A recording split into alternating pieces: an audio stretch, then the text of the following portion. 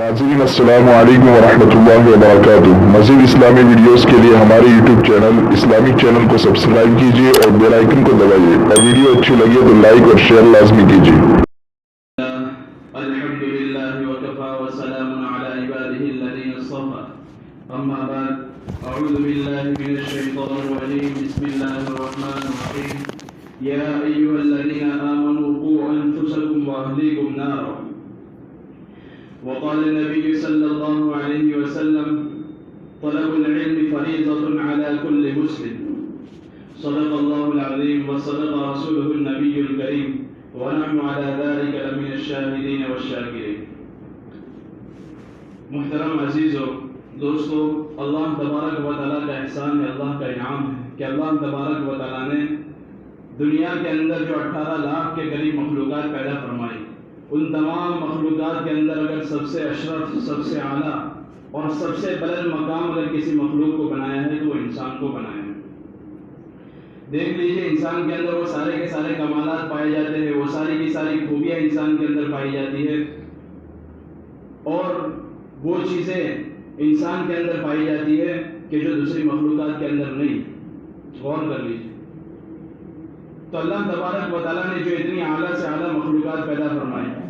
انسان سے بھی شرافت میں بڑھا ہوا اگر کوئی ہے تو فرشتہ ہے، جو اللہ کی فرما برداری کر کے اور اللہ کی نافرمانی نہ کر کے جو بلند مقام حاصل کرنے والی مخلوق ہے وہ فرشتہ ہے۔ حدیث میں آتا ہے کہ اللہ کے عرش کے ارد گرد اور آسمانوں کے اوپر، ساتوں آسمان کے اوپر کوئی جگہ ایسی خالی نہیں ہے جہاں پر کوئی فرشتہ اللہ کی عبادت کے اندر مشغول نہ ہو۔ کوئی قیام کے اندر ہے تو کوئی رکوع میں ہے، کوئی سجدے میں، ایسے فرشتے اللہ کی عبادت کے اندر لگے ہوئے ہیں۔ لیکن ان فرشتوں سے بھی اعلیٰ مقام اللہ تبارک و تعالیٰ نے انسان کو عطا فرمایا۔ اشرف المخلوقات اس کو کہا گیا، سب ساری کی ساری مخلوقات کے اندر اعلیٰ سے اعلیٰ مقام اگر کسی کو دیا گیا تو انسان کو دیا گیا۔ تو سوچو میرے بھائیو، کوئی وجہ ہوگی اس کی کہ کیا وجہ ہے جس وجہ کی وجہ سے اللہ تبارک و تعالیٰ نے انسان کو اتنا بلند مرتبہ اور بلند پایا بنایا۔ اس کی وجہ اللہ تبارک و تعالیٰ نے قرآن کریم کے اندر بیان فرمائی، حدیث کے اندر اللہ کے نبی علیہ السلام نے بیان فرمایا۔ آدم علیہ السلام کا واقعہ ذکر کیا ہے، جہاں پر فرشتوں سے اللہ تبارک و تعالیٰ نے ایک مشورہ کیا اور ایک بات، ایک رائے اپنی فرشتوں کے سامنے رکھی۔ پہلے پارے کے اندر اللہ تبارک و تعالیٰ فرماتا ہے انی جاعل فی الارض خلیفہ۔ جب اللہ تبارک و تعالیٰ نے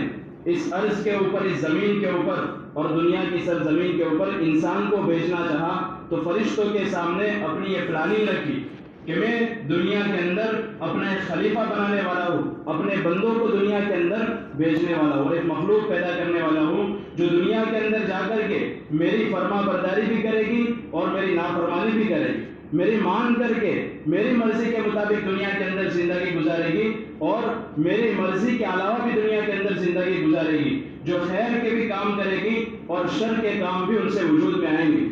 یہ ساری کی ساری پلاننگ اور سارے کے سارے جو پلان تھے اللہ تبارک و تعالیٰ نے فرشتوں کے سامنے رکھے۔ تو فرشتوں کا جواب کیا تھا؟ نحن نسبح بحمدک ونقدس لک، کہ ہم اللہ آپ کی تسبیح بیان کرنے کے لیے، اگر آپ کی عبادت کرنی ہے، آپ کی تسبیح بیان کرنی ہے، آپ کی بڑائی بیان کرنی ہے تو آپ کی بڑائی بیان کرنے کے لیے ہم کافی، اتنے سارے فرشتے مل کر کے اللہ کی عبادت کرتے ہیں، اللہ کی پاکی کو بیان کرتے ہیں، تو آپ کو ایسی مخلوق پیدا کرنے کی کیا ضرورت ہے؟ آپ ایک ایسی مخلوق کو پیدا کرنے جا رہے ہیں جو دنیا کے اندر جا کر کے خون خرابہ کرے گی، جو دنیا کے اندر جا کر کے ایک دوسرے کے ساتھ مار داڑ کرے گی اور دنیا کا ماحول خراب کر کے رکھ دے گی۔ اللہ تبارک و تعالیٰ نے آگے فرمایا کہ فرشتوں، جو بات میں جانتا ہوں، جو جس چیز کا علم مجھے ہے اس کا علم تمہیں نہیں ہے، میں آسمان و زمین کا علم رکھنے والا ہوں، میں ان چیزوں کا علم رکھنے والا ہوں جس کو تم ظاہر کرتے ہو اپنے سامنے، اور ان چیزوں کا علم رکھنے والا ہوں جس کی تمہیں تمہارے دل کے اندر خطر بھی نہیں گزرتی۔ اللہ تبارک و تعالیٰ نے فرمایا میں ایسی مخلوق پیدا کرنے والا ہوں۔ چنانچہ آدم علیہ السلام کا پتلا بنایا گیا، وہ تفصیل کے اندر میں جانا نہیں چاہتا، بس میں تو ایک اشارہ کرتا ہوں اس واقعے کی طرف کہ اللہ تبارک و تعالیٰ نے آدم علیہ السلام کا وہ پتلا بنایا، پھر اس کے بعد اس کے اندر جان ڈالی، فرشتوں کو حکم ہوا کہ آدم کو سجدہ کرو، اور اللہ تبارک و تعالیٰ فرشتوں کے اس سوال کا جواب دینا چاہتے جو فرشتوں نے کہا تھا، اور ایک سوال قائم کیا تھا اللہ پر کہ آپ تو ایک ایسی مخلوق کو پیدا کر رہے ہیں جو دنیا کے اندر جا کر کے فساد کا کام کرے گی، خیر کا کام ان سے وجود میں آنے والا نہیں ہے، اور خیر کے کام کرنے کے لیے آپ کی عبادت کے لیے ہم کافی ہیں آپ کے لیے۔ تو اللہ تبارک و تعالیٰ فرشتوں کو انسان کو فرشتوں کے اوپر جو فضیلت دی تھی اس فضیلت کو بتانا چاہتے تھے فرشتوں کے سامنے، اور ان کے سامنے ایک سبق لانا چاہتے تھے۔ اس وجہ سے اللہ تبارک و تعالیٰ نے دنیا کی چیزوں کو، دنیا کی ساری چیزیں جو دنیا کے اندر ایک چیز کو دوسری چیز کے ملانے کے ساتھ جو چیز وجود میں آتی ہے، اور ایک چیز کا دنیا کی چیزوں کے اندر جو فائدہ ہے،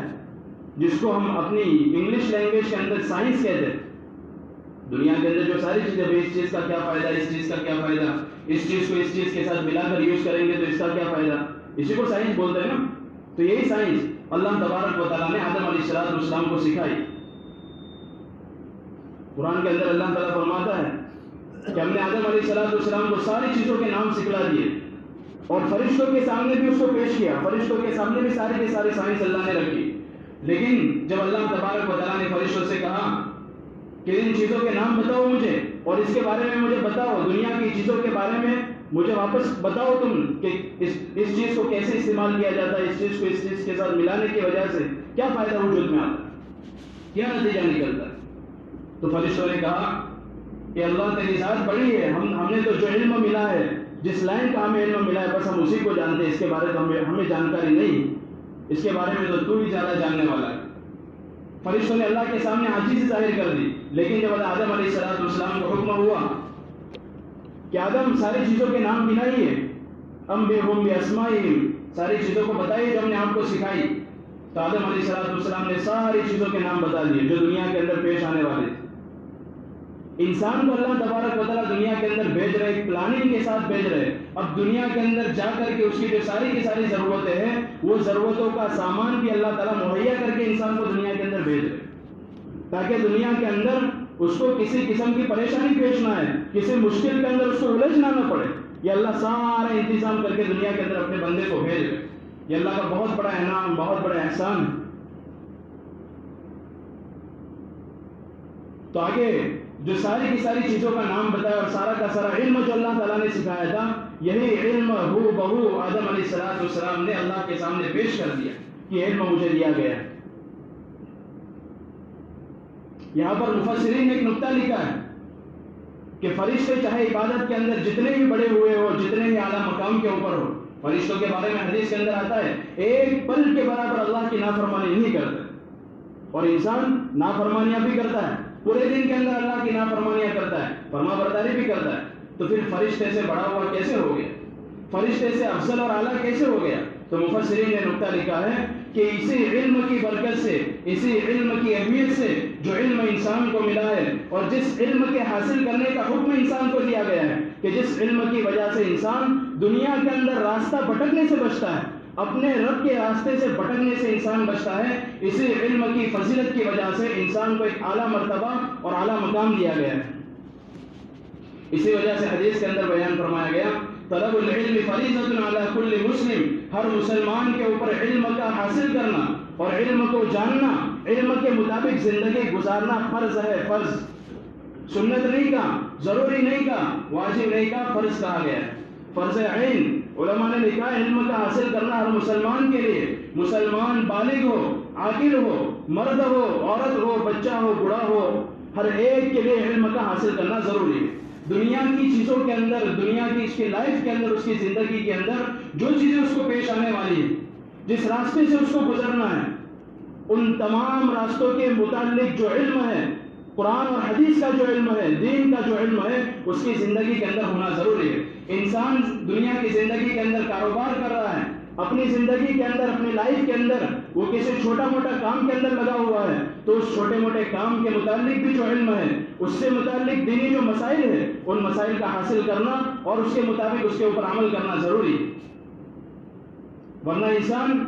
دین کے راستے سے بھٹک سکتا ہے، اپنے رب کی فرما برداری والے راستے سے بھٹک سکتا ہے، اور ایسا بھٹکے گا کہ پھر باطل کے حوالے ہو جائے گا، اور باطل کے حوالے ہو کر کے اپنی دنیا اور آخرت دونوں کا نقصان کر بیٹھے گا۔ اس لیے میرے بھائیو، علم ہماری زندگی کے اندر ہوگی تب جا کر کے ہم صحیح اعمال کے اوپر چل سکیں گے، اور صحیح اعمال، صحیح اللہ کی فرما برداری کر سکیں گے، ہمارے رب کی صحیح پہچان ہم کر سکیں گے، نبی کے طریقوں کی پہچان ہماری زندگیوں کے اندر ہوگی۔ اس لیے کہ اگر دین کو رٹا جائے تو دین کو رٹنے کی وجہ سے دین زندگیوں میں نہیں آتا ہے۔ دین کا علم بھی ہونا ضروری ہے انسان کو۔ اگر علم نہیں ہوتا تو علم کے مطابق آدمی چل نہیں سکتا، دین کے اوپر چل نہیں سکتا۔ دنیا کی مثال لے لیجیے، انسان صرف معمولی سی گاڑی چلانا چاہتا ہے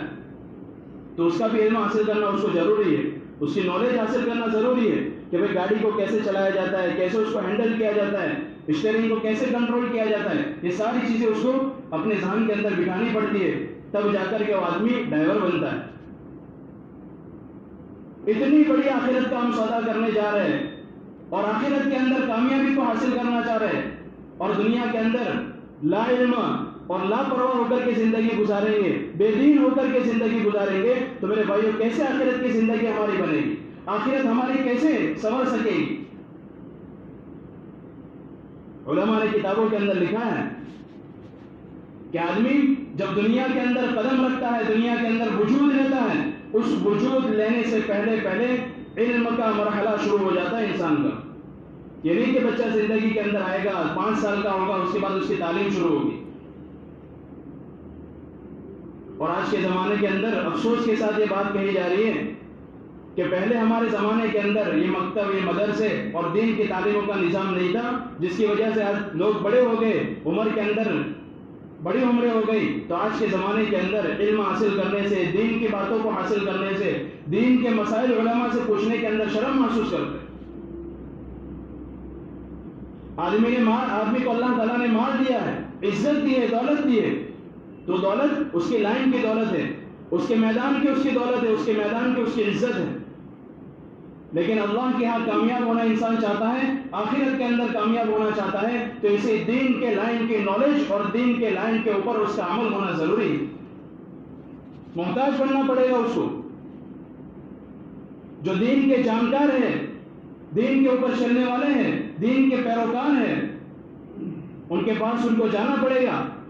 اور علماء سے دین کے مسائل کو حاصل کر کے، ان سے دین کی باتیں پوچھ کر کے اس کے مطابق اس کو اپنی زندگی گزارنی پڑے گی۔ ورنہ دنیا کی دولت، یہ دنیا کا جاہ و جلال، دنیا کی عزت، اس کو آخرت کے اندر کوئی کام آنے والی نہیں۔ لکھا ہے علماء نے کہ جب بچہ ماں کے پیٹ کے اندر ہوتا ہے، تعلیم کا مرحلہ یہی سے شروع ہو جاتا ہے۔ ماں کے پیٹ کے اندر بچہ ہے، ہم بچے کو بولتے ہیں بچہ جب پیدا ہوتا ہے، تو پیدا ہونا، یہ پیدا ایک فارسی کا لفظ ہے، اس کا مطلب ہوتا ہے نمودار ہونا، عدم سے وجود میں آنا نہیں۔ عدم سے وجود میں تو بچہ ماں کے پیٹ کے اندر جب نطفہ ہوتا ہے اسی وقت عدم سے وجود میں آتا ہے۔ باقی جب بچے کی ولادت ہوتی ہے، جب ڈلیوری ہوتی ہے، تو بچہ ایک ظاہر ہوتا ہے کہ پیٹ کے اندر تھا، اب ظاہر ہو گیا۔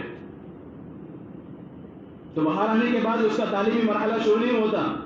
4 مراحل تعلیم کے بیان کیے گئے۔ سب سے پہلا مرحلہ ماں کے پیٹ کے اندر،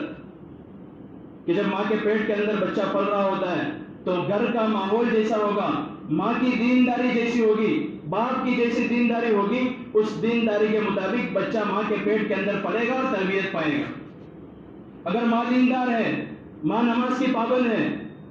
ماں پورے دین کی پابند ہے، قرآن کی تلاوت کرنے والی ہے، تو اندر سویا ہوا بچہ، اندر پرورش پا رہا بچہ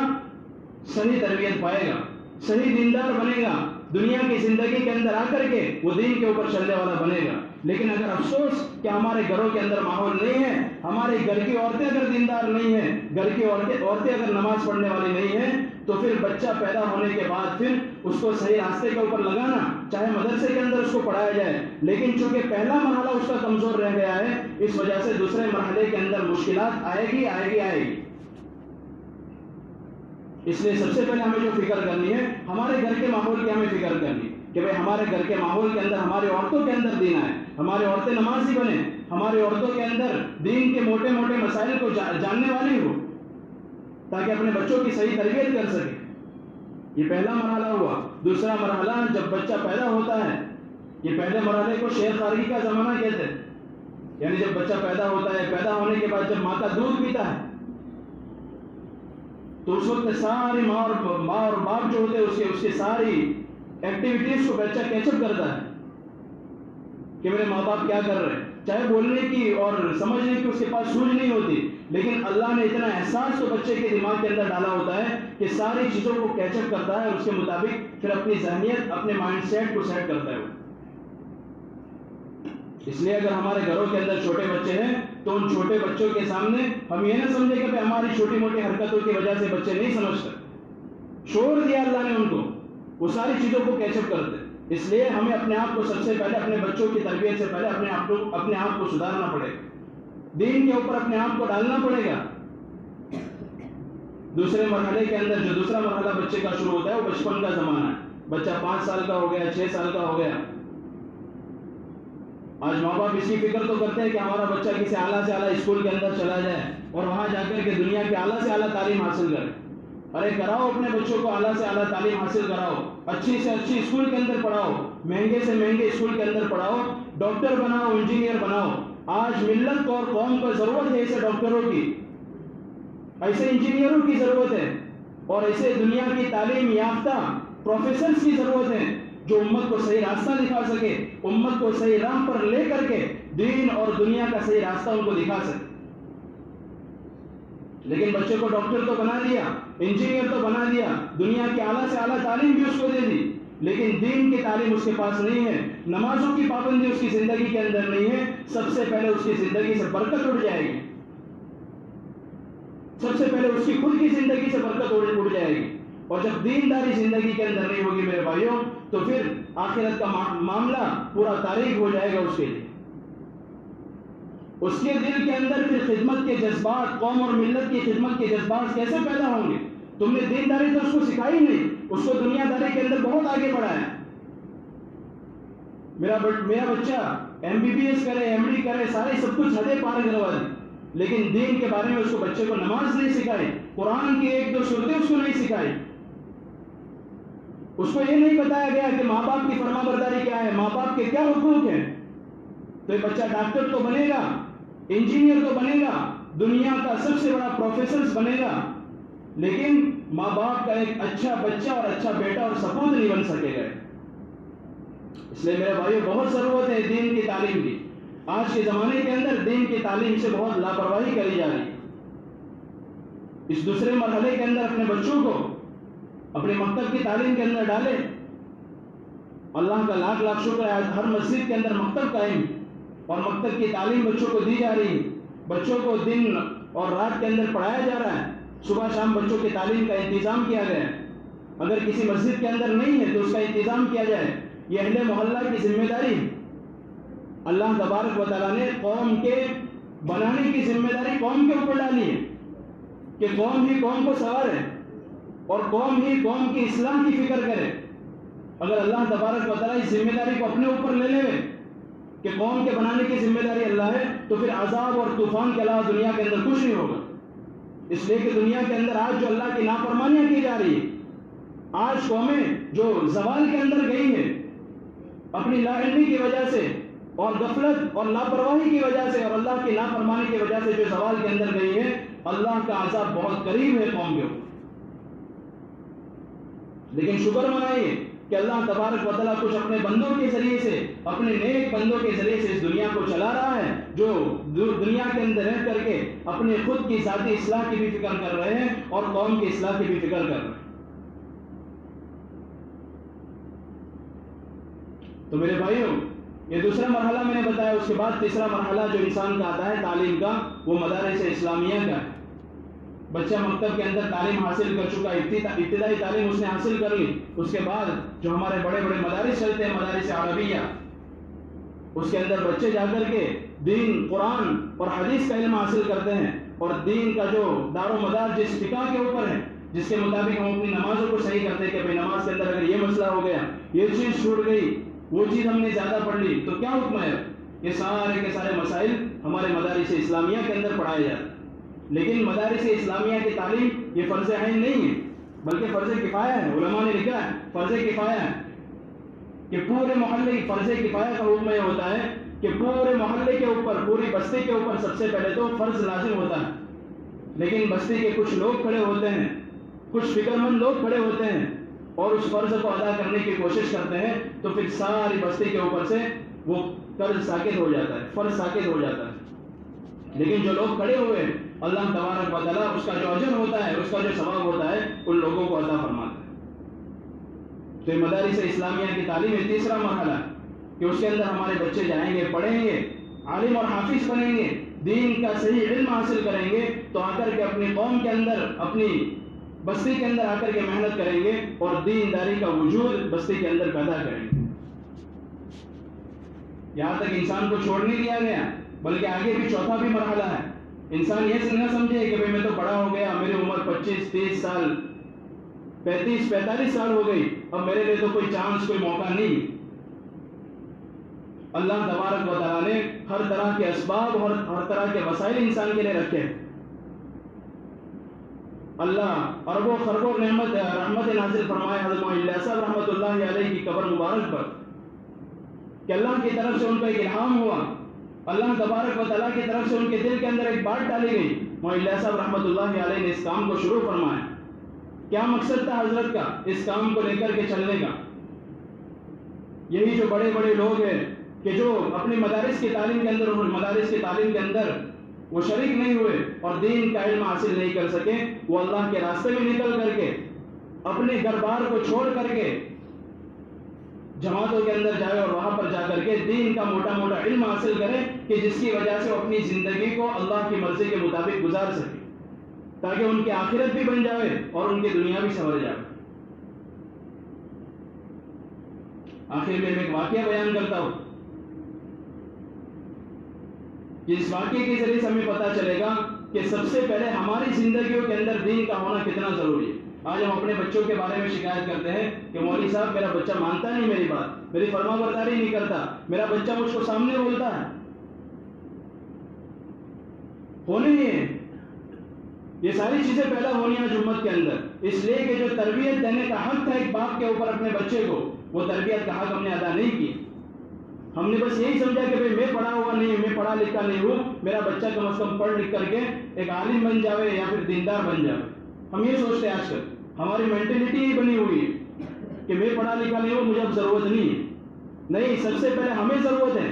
ہم جیسا اپنا ماحول بنائیں گے، ہمارے گھر کا ماحول جیسا بنے گا، ہماری زندگی جیسی بنے گی، ویسی کی ویسی ہماری زندگی اور ہمارا ماحول ہمارے بچوں کے اندر کنورٹ ہوگا۔ برطانیہ کے اندر ہمارے گجرات کے ایک حافظ صاحب تھے، کافی سال سے وہاں پر دین کی خدمت کر رہے ہیں اور وہاں کے مرکز کے ذمہ دار بھی تھے۔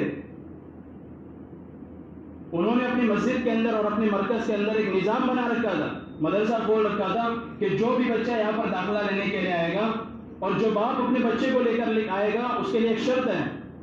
داخلہ بغیر شرط کے نہیں ہوگا۔ وہ شرط انہوں نے رکھی تھی کہ بچے کو ساتھ میں لے کر کے آئے اور باپ اپنا بستر لے کر کے آئے۔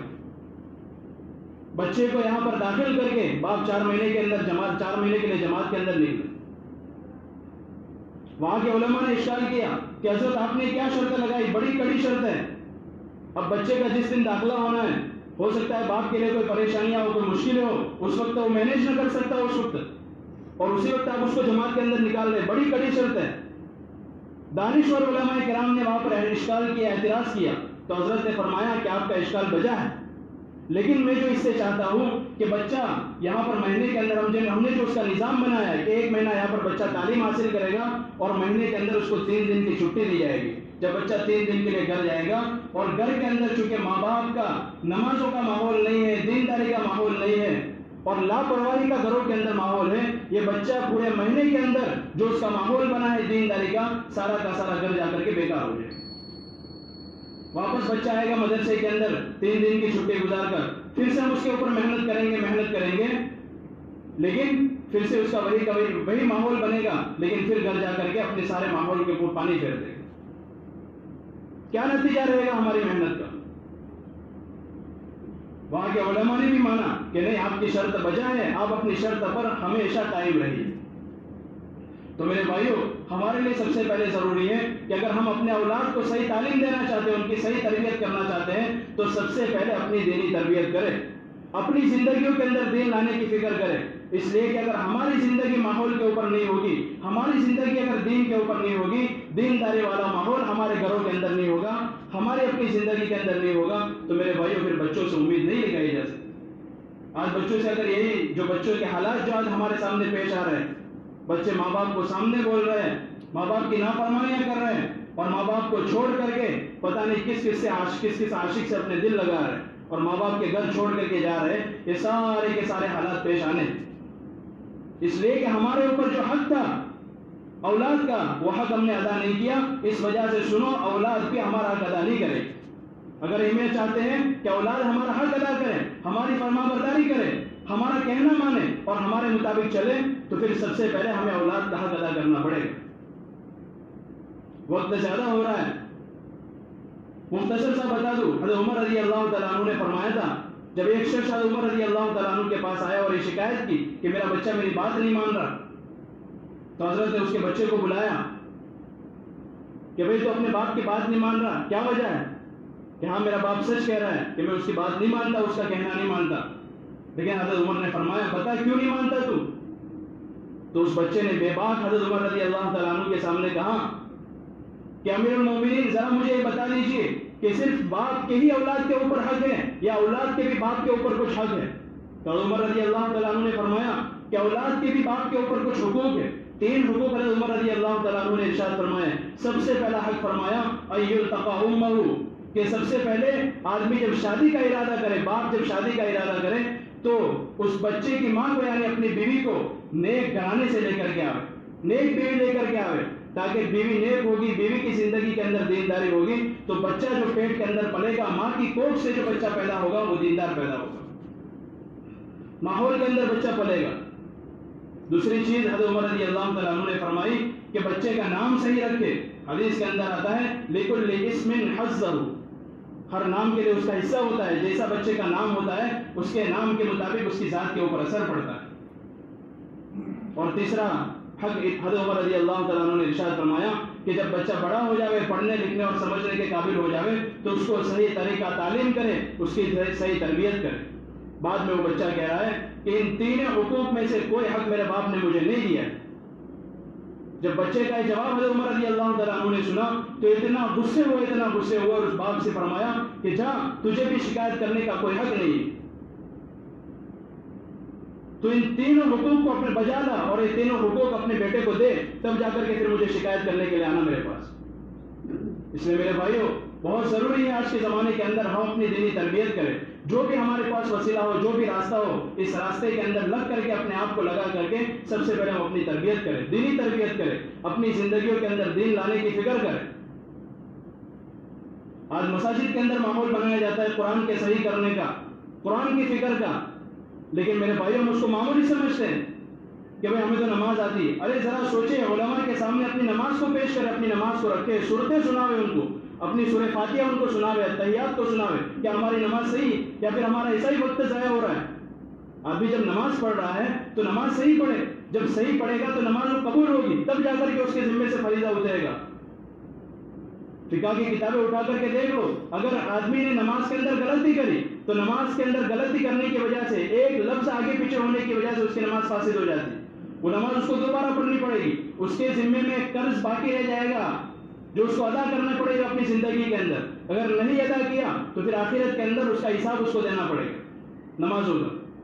اس لیے میرے بھائیوں، اپنے اندر علم لانے کی کوشش کرو، علم لانے کی فکر کرو۔ جو بھی طریقے اختیار کیے جاتے ہیں آج علم کو اپنی زندگیوں کے اندر لانے کے، دین کے اندر لانے کے، اس کے اندر اپنے آپ کو لگاؤ اور اس کی فکر کرو، تب جا کر کے ہماری اولاد صحیح بنے گی، ہماری بستی کا ماحول اور ہمارے علاقے کا ماحول صحیح بنے گا۔ تو فکر کریں گے انشاءاللہ سلطان، اللہ تعالیٰ عمل کی توفیق عطا فرمائے، جن کی سنت باقی پڑھو۔